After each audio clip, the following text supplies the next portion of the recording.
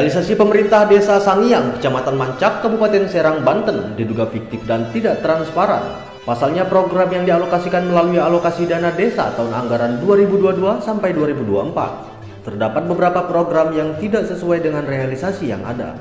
Minimnya transparansi pemerintah desa dalam mengelola sumber anggaran nampak jelas saat tim menelusuri kepada beberapa ketua RT serta masyarakat sekitar. Saat dikonfirmasi, beberapa ketua RT tidak pernah mengetahui kucuran anggaran belanja yang diperuntukkan untuk beberapa program. Sedangkan mengacu pada realisasi alokasi dana desa pada tahun anggaran 2022, pemerintah Desa Sangiang mengalokasikan untuk penguatan ketahanan pangan tingkat desa atau lumbung desa sebesar Rp220 juta.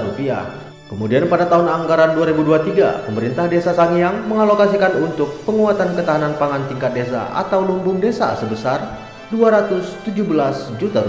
Selanjutnya pada tahun anggaran 2024, pemerintah Desa Sangiang kembali mengalokasikan untuk penguatan ketahanan pangan tingkat desa atau lumbung desa sebesar Rp120 juta.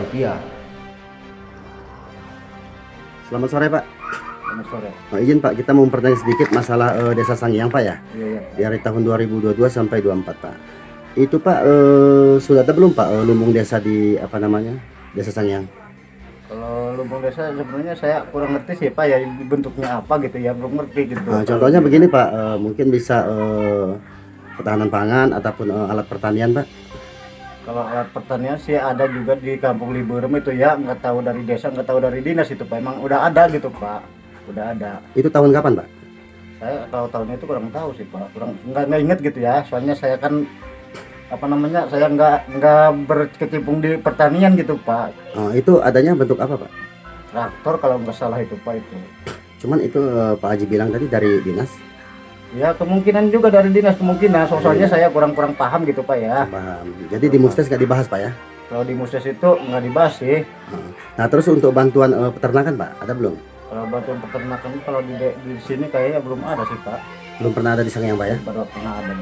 Baik Pak. Nah terus harapan Bapak nih Pak ke depan untuk Desa Sangiang ini Pak seperti apa?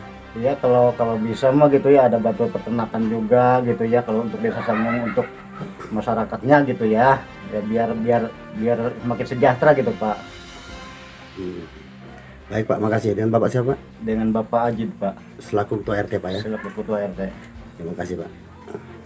Jadi izin Pak Haji, itu masalah traktor itu bantuan dari desa apa dari dinas? Dari dinas pertanian. Dinas pertanian. Melalui penyuluh pertanian. Penyuluhnya namanya Pak Habibie dari Gunung Sari. Tapi kalau dari desa sendiri belum ada ya? Ya ada belum Pak? Belum ada. Ataupun bantuan peternakan dari desa belum ada? Belum ada. Baik Pak Haji, harapan Pak Haji nih ke depannya untuk desa Sangiang seperti apa Pak?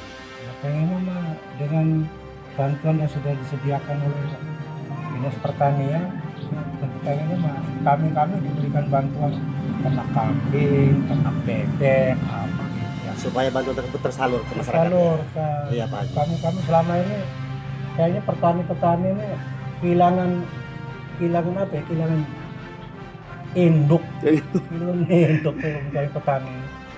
Jadi mau ngadunya ke siapa, kadang bantuan juga kadang kayaknya lagi ada diskriminasi Pak, ini di wilayah sana aja, di sini mah nggak ada. Kadang-kadang ada kecemburuan begitu, kadang juga sebagai anggota masyarakat ya. Kayaknya nggak merata gitu loh bantuan. Nggak merata. Oke. Nggak merata. Siap Pak Haji, terima kasih. Dengan Pak Haji siapa Pak Haji? Asyifuddin, selaku tokoh masyarakat Sangiang Pak Haji ya? Desa Sangiang. Makasih Pak Haji. Ya. Sementara saat akan dikonfirmasi, Kepala Desa Sangiang belum bisa dihubungi untuk diklarifikasi lebih lanjut. Menyikapi hal ini, Heriadi, Kepala Divisi Intelijen dan Investigasi Gabungan Wartawan Indonesia, menduga bahwa pemerintah desa secara terang-terangan telah mengangkangi aturan yang ada. Sementara diatur dalam Undang-Undang Nomor 31 Tahun 1999 sebagaimana telah diubah dan ditambah dengan Undang-Undang Nomor 20 Tahun 2001 tentang pemberantasan tindak pidana korupsi. Pasal 3 menjelaskan bahwa setiap orang yang dengan tujuan menguntungkan diri sendiri atau orang lain atau suatu korporasi menyalahgunakan kewenangan kesempatan atau sarana yang ada padanya karena jabatan atau kedudukan yang dapat merugikan keuangan negara atau perekonomian negara. Dipidana dengan pidana penjara seumur hidup atau pidana penjara paling singkat 1 tahun dan paling lama 20 tahun penjara, atau denda paling sedikit 50 juta rupiah dan paling banyak 1 miliar rupiah. Sampai ditayangkan berita ini, pihak pemerintah desa dan pihak kecamatan Mancak serta pihak terkait belum dikonfirmasi lebih lanjut. Dari Kabupaten Serang, Heriadi mengabarkan.